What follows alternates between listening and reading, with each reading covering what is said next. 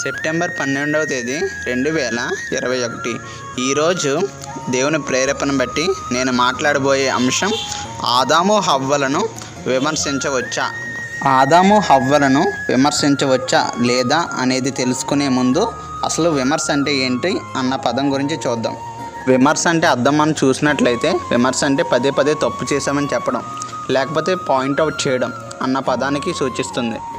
అసలు తప్పు ఎలా జరిగింది, పాపం ఎలా మొదలైందంటే అందరం మనం ఆదామును హవ్వని పాయింట్అవుట్ చేస్తాం. అదిగో వాళ్ళు ఎలా చేశారు, అందుకే మనం ఎలా ఉన్నామని వాళ్ళని పదే పదే విమర్శిస్తూ ఉంటాం.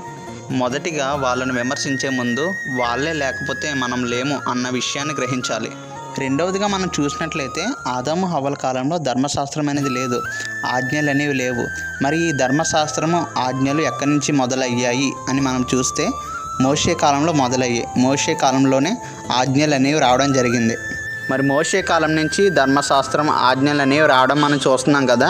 అయితే ఎవరైనా కానీ ధర్మశాస్త్రం అనుసరించి నడవకపోయినా, లేకపోతే ఆజ్ఞలు అతిక్రమించిన తర్వాత దేవుడు వాళ్ళకి విధించిన శిక్షను మనం చూస్తూనే ఉన్నాం. మోషే కాలం నుంచి ఈనాటి కాలం వరకు ఎవరైనా కానీ ఏదైనా ఆజ్ఞను అతిక్రమించినా, ధర్మశాస్త్రం అనుసరించి నడవకపోయినా దేవుడు వాళ్ళకి విధించిన శిక్షను మనం చూస్తూనే ఉన్నాం. దేవుని వాక్యంలో చాలామంది భక్తులు ముందు జరిగిన సంఘటన తెలుసుకొని అయ్యో వాళ్ళు ఆ విధంగా ఆజ్ఞను అతిక్రమించారు, తద్వారా దేవుని శిక్షకు పాత్రులయ్యారు, నేను ఆ విధంగా జీవించకూడదు, నేను దేవుని ధర్మశాస్త్రాన్ని అనుసరించి నడవాలి, దేవుని ఆజ్ఞను అతిక్రమించకూడదు అన్న ఉద్దేశంతో ముందుకు సాగారు. అంటే ముందు జరిగిన సంఘటన నుంచి వాళ్ళు ఓవర్కమ్ అయ్యి వాళ్ళ పూర్వీకులు చేసిన తప్పులను, లేకపోతే వాళ్ళ ఆజ్ఞలను అతిక్రమించిన రీతిని మనం ఆ విధంగా చేయకూడదు, మనం అలాగే ఉండకూడదని వాళ్ళ నుంచి ఓవర్కమ్ అయ్యారు. తద్వారా దేవుని యొక్క ఆత్మీయతలో వాళ్ళు చక్కగా ఎదగడం మనం చూస్తూనే ఉన్నాం.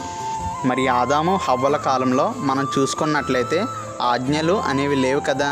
What is right, what is wrong, ఏది తప్పు ఏది కరెక్ట్ అన్న విషయాలు వాళ్ళకి తెలియవు కదా. అసలు సృష్టి అనేది ప్రారంభించడం జరిగిందంటే అది ఆదాము హవ్వలతోటే. మరి ఆదాము హవ్వల జనరేషన్ చూసుకున్నట్లయితే మొట్టమొదటి జనరేషన్ అది, అక్కడి నుంచే ప్రారంభం జరిగింది. మరి మనకైతే ఆదాము హవ్వల జనరేషన్ దాటుకుంటూ వచ్చేసాం. మన పూర్వీకులు అలా దాటుకుంటూ వచ్చేసి ఇప్పుడు ఈ స్థాయిలో ఉన్నాం. మనకి ముందేం జరిగినాయి, ముందు ఎలా సంఘటనలు జరిగినాయి, ఏమేమి తప్పులు చేశారు, తద్వారా ఏ శిక్షను అనుభవించారు అన్న విషయాలు మనకు తెలుసు. మరి ఆదాము హవ్వలు ముందు చూసుకోవడానికి ముందే తరం లేదు, మరి వాళ్ళు ఎలా తెలుసుకుంటారు? ఇప్పుడు ఒక ఉదాహరణ తీసుకుందాం. సమాజాన్ని పట్టి పీడిస్తున్న కరోనాని ఉదాహరణగా తీసుకుందాం. ఒక వ్యక్తి ఉన్నాడు, తను బయటికి వెళ్ళాడు మాస్క్ పెట్టుకోకుండా. అయితే కరోనా స్ప్రెడ్ అయ్యి కరోనా తనకు వచ్చి చనిపోవడం జరిగింది. అయితే ముందు ఆ సంఘటన నువ్వు చూసావు, తర్వాత నువ్వు బయటకు వెళ్ళేటప్పుడు ఏం చేస్తావు? మాస్క్ పెట్టుకుంటాం మనం అందరం. అంటే ముందు జరిగిన సిచ్యువేషన్ చూసి, ఆ సందర్భం చూసి దాని నుంచి మనం ఓవర్కమ్ అవుతాం, దాని నుంచి మనం నేర్చుకుంటాం. ఏంటి, ఆ వ్యక్తికి ఇలా జరిగింది, నా జీవితంలో అదే జరగకూడదు, నేను ఆ ప్రమాదంలో పడకూడదని దాని నుంచి మనం నేర్చుకుంటాం. ఇదే ఫార్ములాని ఆదాము హవ్వలకు అప్లై చేస్తే ఆదాము హవ్వల జనరేషన్ ముందు జనరేషన్ అనేది లేదు, అక్కడి నుంచి స్టార్ట్ అయింది కదా. మరి వాళ్ళు దేని చూసి ఓవర్కమ్ అవుతారు? అయ్యో పలానా సిచ్యువేషన్ జరిగింది, లేకపోతే పలానా ఆజ్ఞను అతిక్రమించారు, వాళ్ళు ఈ శిక్షను పొందారు, మనం ఆ తప్పు చేయకూడదని ఆదాము హవ్వలకు చేయడానికి లేకపోతే నేర్చుకోవడానికి సందర్భం అనేది లేదు. మరి వాళ్ళు దేని చూసి నేర్చుకుంటారు?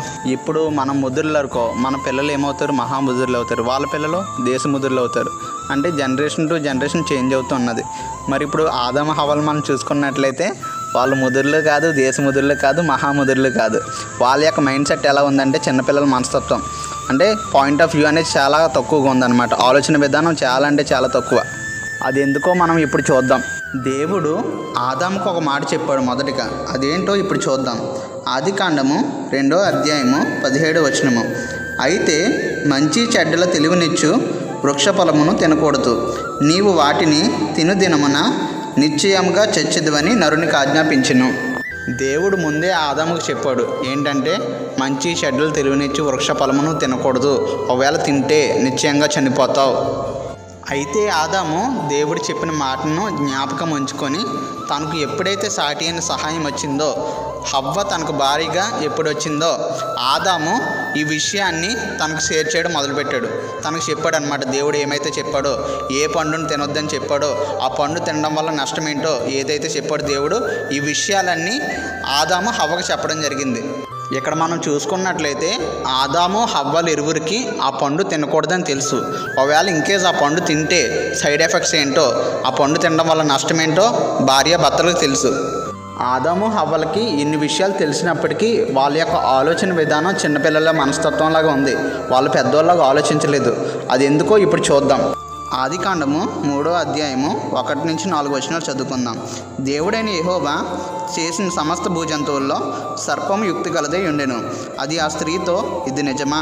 ఈ తోట చెట్లలో దేని ఫలములనైనను మీరు తినకూడదని దేవుడు చెప్పెనా అని అడిగాను. అందుకు స్త్రీ, ఈ తోట చెట్ల ఫలములు మేము తినవచ్చుము. అయితే తోట మధ్యలో ఉన్న చెట్ల ఫలమును గూర్చి దేవుడు మీరు చావకుండానట్లు వాటిని తినకూడదనియో వాటిని ముట్టకూడదనియో చెప్పానని సర్పంతో అనెను. అందుకు సర్పము, మీరు చావనే చావరు, ఏలి అనగా మీరు వాటిని తినుదినమన మీ కన్నులు తెరవబడిననియో మీరు మంచి చెడ్డలు ఎరిగిన వారే దేవతల వరే ఉందిరనియో దేవునికి తెలియనని స్త్రీతో చెప్పగా. ఇక్కడ చదవబడిన 4 వచనాలు మనం జాగ్రత్తగా పరిశీలన చేసినట్లయితే ఇక్కడ సాతాను సర్పం రూపంలో వచ్చాడు. అదెందుకు? సర్పం యుక్తి గలది. దేవుడు చేసిన సమస్త జంతువుల్లో ఏది యుక్తి గలదని మనం చూస్తే పాము చాలా యుక్తి గలది. అందుకే పాము రూపంలో ఎవరు వచ్చారు? సాతానుడు వచ్చాడు. సాతానుడు వచ్చి హవ్వతో ఏమంటున్నాడు? దేవుడు ఆ పండుని నిజంగా తినొద్దు అన్నాడా? ఆ పండు తిన్న దినాన్న మీరు దేవతల వల్లే ప్రకాశిస్తారని సాతానుడు హవ్వతో చెప్పాడు. ఇలా సాతానుడు హవ్వమ్మతో పాము రూపంలో మాట్లాడుతున్నప్పుడు హవ్వమ్మకి ఈ విధంగా ఆలోచన రాలేదు. ఆ ఆలోచన ఏంటి ఇప్పుడు చూద్దాం. దేవుడు సమస్త భూజంతువులను చేశాడు కదా, ఆ సమస్త జంతువుల్లో ఒకటైన జంతువు పాము. ఇది పాము అని పేరు పెట్టింది నా భర్త అయిన ఆదాము పేరు పెట్టాడు. అలాంటిది నా భర్తకే తెలియని విషయాలు, నాకే తెలియని విషయాలు, మనం ఎంత అందంగా అయిపోతామని, ఎంత దేవతల వల్ల ప్రకాశిస్తామని, అలాంటిది పాముకి ఎలా తెలుస్తుంది అన్న ఆలోచన ఎవరికి రాలేదు? హవ్వమ్మకి రాలేదు. ఇప్పుడు లోకానుసారమైన పరిస్థితికి వద్దాం. ఇప్పుడు లోకానుసారంలో ప్రేమలు ఎలా ఉన్నాయంటే, ఒక అమ్మాయిని ఒక అబ్బాయి పడగొట్టాలంటే, ప్రేమలో పడేయాలంటే ఏదన్నా ఒక డైలాగ్ చెప్పడం, లేకపోతే పులిహార కలపడం ఏంటి బ్రదర్, మేమో కలుపుతున్నాం పులిహార అంటారా? ఇది కాదు పులిహార, ఇది యూత్ కలిపే పులిహార అనమాట. నేను ఫేస్బుక్లో పోస్టులు చూస్తున్నప్పుడు నాకు చాలా ఆశ్చర్యం వేస్తుంది. అదేంటంటే ఒక అమ్మాయికి ఒక అబ్బాయి ఈ విధంగా రాస్తాడు పులిహార టైప్లో. అదేంటంటే, అందం చందమంట, నువ్వే నా చంద్రబింబం అంట. అమ్మాయిల్లో ఉన్న వీక్నెస్ ఏంటంటే, ఎవరైనా అబ్బాయిలు అమ్మాయి ఎంత అందంగా ఉంది, నీ అందం మామూలుగా లేదు అసలు అని చిన్నది పొగిడితే అందం గురించి వాళ్ళు మురిసిపోతారు, ఇంకా ప్రేమలో పడిపోతారు. అలా ఉంది ఈనాటి పరిస్థితి, సమాజం పరిస్థితి అలా ఉంది. యవనస్తుల మార్గం, నడిచే తీరు, ఆ విధానం ఆ విధంగా ఉంది. ఇక్కడ అబ్బాయిల పరిస్థితి మనం చూసుకున్నట్లయితే, ఒక అమ్మాయిని పడగొట్టడం కోసం అబ్బాయిలు అమ్మాయిల యొక్క అందాన్ని టార్గెట్ చేశారు. నువ్వెంత అందంగా ఉన్నావు, నువ్వు మిస్ వరల్డ్, నువ్వు మిస్ యూనివర్స్ అనేటప్పటికీ అమ్మాయిల యొక్క ఆలోచన విధానం అనేది మారిపోయింది తన అందాన్ని పొగడడం వల్ల. ఎగ్జాక్ట్లీ ఇదే కండిషన్ని ఆదాము హవ్వల టైంలో మనం అప్లై చేస్తే, అలాగే సాతానుడు ఏం చేశాడు? హవ్వని పొగిడాడు. దేని మీద ఫోకస్ కొట్టాడు? తన అందం మీద ఫోకస్ కొట్టాడు. నువ్వు ఇలా దేవతల వల్లే ప్రకాశిస్తావు అనేటప్పటికి హవ్వ యొక్క ఆలోచన విధానం అనేది మారిపోయింది. సాతానుడు ఎప్పుడైతే నువ్వు ఈ పండు తిన్నదినాన్న నువ్వు దేవతల వల్లే ప్రకాశిస్తావు అన్న విషయాన్ని హవ్వమ్మకి చెప్పాడో, హవ్వమ్మ మైండ్ సెట్ అనేది మారిపోయింది. ఇంక నేను దేవతల వల్లే అయిపోతాను అన్న ఆలోచన విధానంలో తన యొక్క అందం గురించి ఆలోచించింది. కానీ ఈ పాము చెప్పేది నిజమా, ఈ పాము నన్ను మోసం చేస్తుందా అన్న ఆలోచన విధానంలో హవ్వమ్మ సాగలేదు. అందుకే హవ్వమ్మ వెనక ముందు ఆలోచించుకోకుండా ఆ పండు తినడం జరిగింది. ఇక్కడ మీకు ఒక ప్రశ్న, హవ్వమ్మ పండు తినే టైంలో, ఆ పండు తినే సమయంలో ఆదాము పక్కన ఉన్నాడా లేడా? అది మీరు చెప్పాలి. ఆదికాండము 3వ అధ్యాయము 6వ వచనం మనం చూసినట్లయితే, స్త్రీ ఆ వృక్షము ఆహారమునకు మంచిదియు, కన్నులకు అందమైనదియు, వివేకమిచ్చు రమ్యమైనదినై ఉండుట చూచినప్పుడు ఆమె దాని ఫలములలో కొన్ని తీసుకుని తనతో పాటు తన భర్తకును ఇచ్చును, అతడు కూడా తినెను.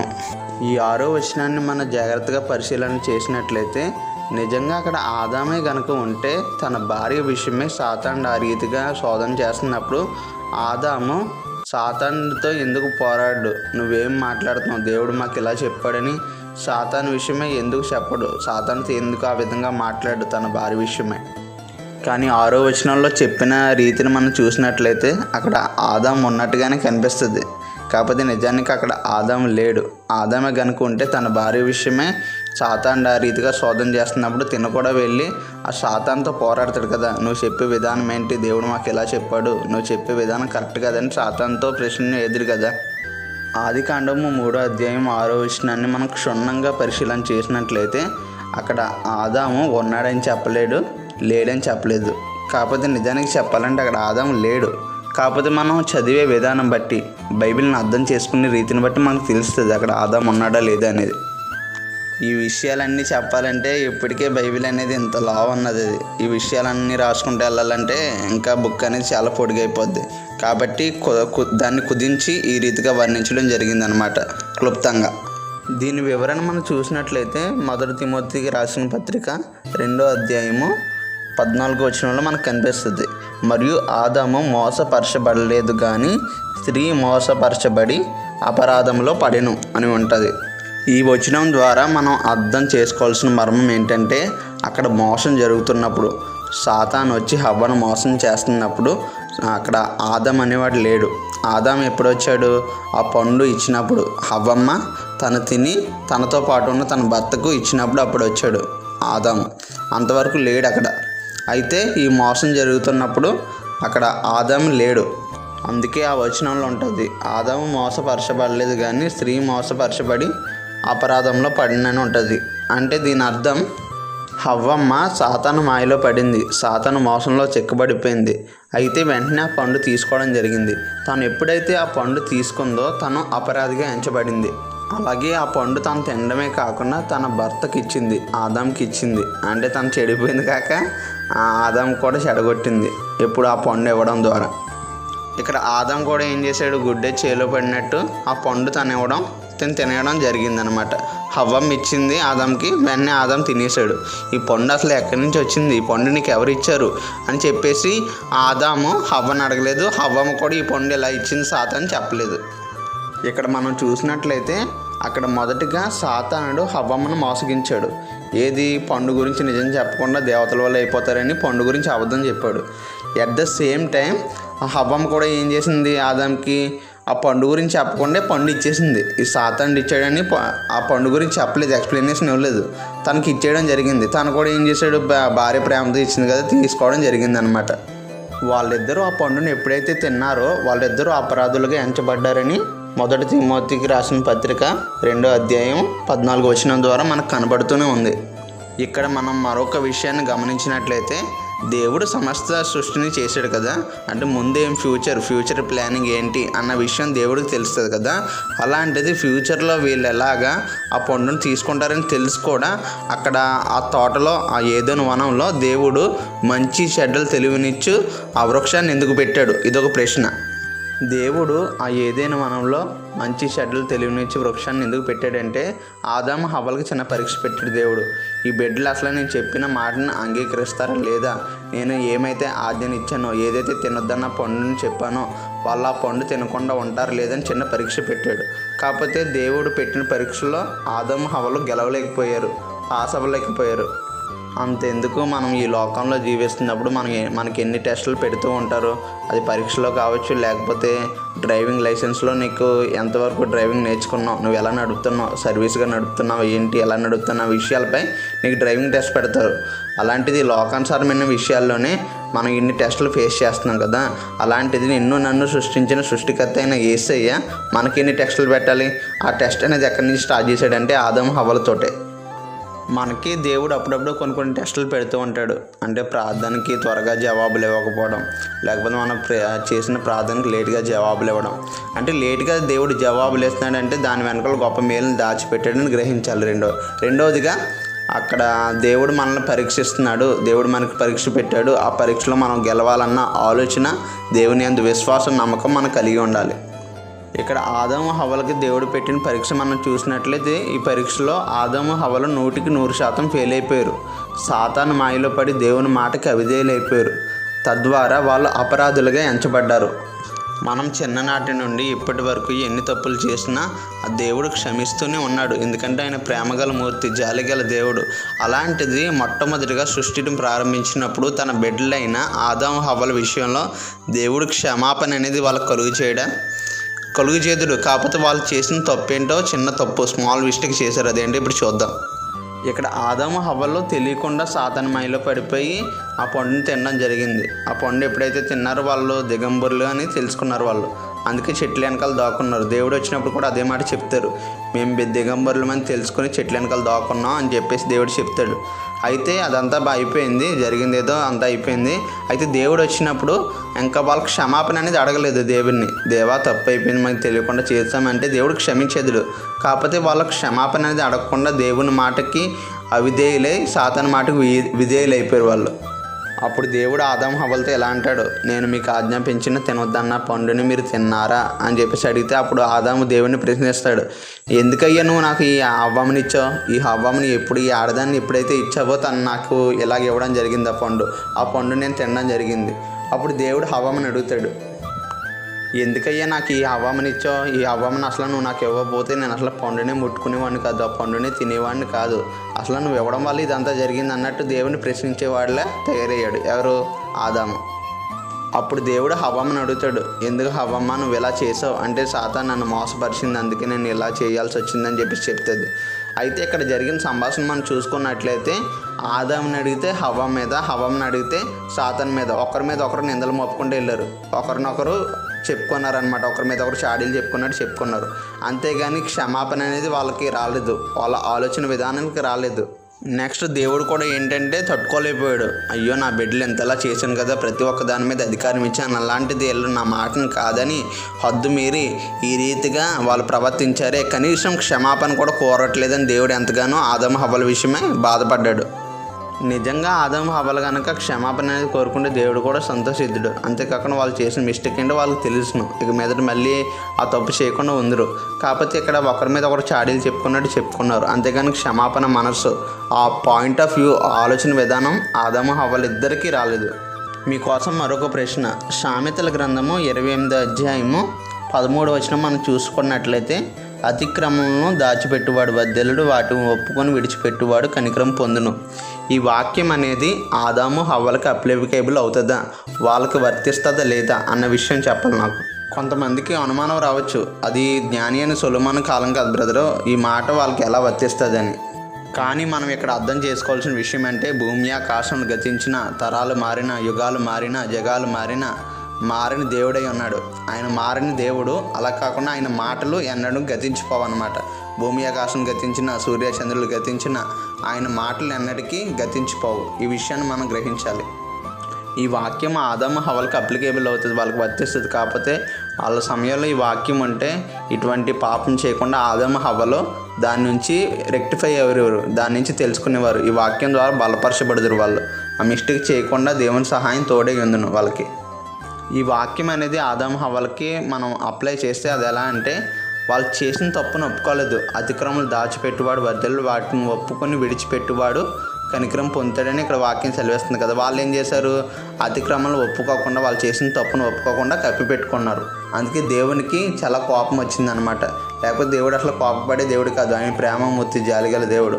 అలాంటిది ఆదాము హవ్వల్ని ఎంతో ఇష్టంగా పెంచిన, అన్నిటి మీద అధికారం ఇచ్చిన ఆదాము హవ్వలకి దేవుడు క్షమాపణ అనేది దయచేదుడు. కాకపోతే వాళ్ళకి క్షమాపణ గుణం కోరుకోలేదు, ఆ ఆలోచన అనేది రాలేదు. వాళ్ళు చేసిన తప్పును కప్పిపెట్టుకున్నారు, ఒకరి మీద ఒకరు నిందలు చెప్పుకున్నారు. తద్వారా దేవుని యొక్క శిక్షకు పాత్రులయ్యారు వాళ్ళు. నేను ఎక్కువగా పీజే స్టీఫెన్ పాల్ గారి వర్తమానాలు వింటూ ఉంటాను. అయితే ఆయన వర్తమానాలు వింటున్న సమయంలో ఆయన ఒక మాట అన్నారు, నేను పరలోకం వెళ్ళాక ఆదాము హవ్వలను ఒక ప్రశ్న అడుగుతాను, ఎందుకు ఈ పండుని తిన్నావు అని చెప్పేసి ఆదాముని అడుగుతాను, హవ్వమ్మని అడుగుతానని చెప్పేసి ఆయన సెలవిచ్చారు. అయితే ఇక్కడ మనం గమనించాల్సిన విషయం ఏంటంటే, పీజే స్టీఫెన్ పాల్ గారు అడిగినా, లేకపోతే నేను అడిగినా, మీరు అడిగినా, వాళ్ళు చెప్పే సమాధానం ఒకటే, పెదరెడు వచ్చాడు మొదలెట్టు అన్నట్టు. అక్కడ సాతాను మోసం చేసింది, అందుకే నేను ఈ రీతిగా తిననని హవ్వమ్మ చెప్తుంది. అక్కడ ఆదాముని అడిగితే హవ్వమ్మ ఇచ్చింది అంటాడు. అంటే చెప్పిన మాటే చెప్తారు వాళ్ళు. ఎందుకంటే ఆలోచన విధానం, వాళ్ళ యొక్క థింకింగ్, వాళ్ళ యొక్క మైండ్ సెట్ అంతవరకు ఉంది. వాళ్ళు ఆలోచించే విధానం అంతవరకు చెప్పగలరు వాళ్ళు. అక్కడ జరిగిన సంఘటన, అక్కడ ఏదైతే ఫేస్ చేశారో ప్రాబ్లం, అదే ప్రాబ్లం వాళ్ళు చెప్తారు, అంతేగాని ఎక్స్ట్రా వర్డ్స్ చెప్పరు వాళ్ళు. నెక్స్ట్ ఆదాముని మనం ఏ ప్రశ్న వేసినా, హవ్వని ఏ ప్రశ్న వేసినా మనకి రివర్స్ కౌంటర్లో ప్రశ్న పడుతూనే ఉంటుంది. అక్కడ సాతాను ఉన్నాడని ఎందుకు గమనించలేదని మనం ప్రశ్న వేసాం మరొక పాము లోపల. ఆ పాము లోపల ఉన్న సాతాను ఉన్నాడని నీకెలా తెలుసు అని అడుగుతారు. అప్పుడు మీరు ముందు జరిగిన సంఘటన చెప్పారు ఆ సంఘటన మాకు తెలియదు కదా, మరి మాకెలా తెలుస్తుంది? ఇంకేస్ సపోజ్ మీరు ఆజ్ఞల గురించి చెప్పి ఈ ఆజ్ఞలో ఇలా ఉంది, తద్వారా ఏ శిక్షకు పాత్రలు అయ్యారో వాళ్ళకి చెప్పారు మరి మీ ఆజ్ఞల టైంలో మేము లేము కదా అని ప్రతి ఒక్కదానికి మనకి రివర్స్ కౌంటర్ అనేది వాళ్ళు వేస్తారు. అంటే ఆదాము హవ్వలను ప్రశ్నించడానికి మనం సరిపోం. ఎందుకంటే వాళ్ళ జనరేషన్ అక్కడితోటి స్టార్ట్ అయింది, వాళ్ళకి ముందేం జరిగిందో తెలియదు. లేకపోతే పలానా శిక్షను మీరితే, లేకపోతే పలానా ఆజ్ఞను మీరితే ఏంటి పరిస్థితి, శిక్ష ఏంటి అనేది వాళ్ళకి తెలియదు. అలాంటప్పుడు మనకే ప్రశ్నలు జరుగుతాయి. వాళ్ళు మనకి ఎన్ని అడిగినా వాళ్ళని పెదరెడ్డి వచ్చాడు మొదలెట్టి అన్నట్టు చెప్పింది చెప్తారు. ఎందుకంటే వాళ్ళ ఆలోచన విధానం అంతవరకు ఉంది, వాళ్ళ దేవుడు ఇచ్చిన జ్ఞానం అంతవరకు ఉంది కాబట్టి ఎక్కువ ఆలోచించలేదు వాళ్ళు. నేను ఇంతసేపు చెప్పిన విషయాలపైన మీకు ఒక అవగాహన అనేది వచ్చేస్తుంది, ఆదాము హవ్వలను విమర్శించవచ్చా లేదా అనేది. అయితే ఆదాము హవ్వలు వెళ్తూ ఒక ఇండికేషన్ అనేది ఇచ్చారు. ఒరే నాయన, మేము ఈ తప్పు చేసాం, ఆ తర్వాత మళ్ళీ ఇదే తప్పు మీరు చేయకండి, మేము పొందిన శిక్షను మీరు పొందకండి అని చెప్పేసి మనకి ఇండికేషన్ అనేది ఇచ్చారు. అంటే ఆదాము హవ్వలు మనం ఎంత మాత్రం విమర్శించకూడదు. ఆదాము హవ్వల కాలం తర్వాత ఎవరి కాలం? కయ్యేను హేబెల్ కాలం. మనం పరలోకం వెళ్ళిన తర్వాత కయ్యేను హేబెల్ని మనం ప్రశ్నించవచ్చు. ఒరే నాయన, ముందే కదరా బాబు మీ జనరేషన్ చూశారు, ఆదాము హవ్వలకు దేవుడు పనిష్మెంట్ ఇచ్చాడు కదా, మళ్ళీ నువ్వు నీ తమ్ముడైన హేబెల్ని ఎందుకు చంపావురా? ముందు జరిగిన సిచ్యువేషన్ నువ్వు చూడలేదా? ఆ సంఘటన చూసావు కదా, ఆ విషయం నీకు తెలుస్తుంది కదా, వాళ్ళు ఎలా శిక్షించబడ్డారో. అయినప్పటికీ నువ్వు ఈ తప్పు ఎందుకు చేసావురా మనం అని కయ్యేని అడగొచ్చు. ఇక్కడ ఆదాము హవ్వల సంభాషణ మనం చూసినట్లయితే ఒక సామెత గుర్తొస్తుంది నాకు. అదేంటంటే పెట్ట కొంచెం కోతగనం. ఇలాంటి ఒక సామెతను ఆదాము హవ్వలకి అప్లై చేస్తే పండు చిన్నది పనిష్మెంట్ పద్ధతి.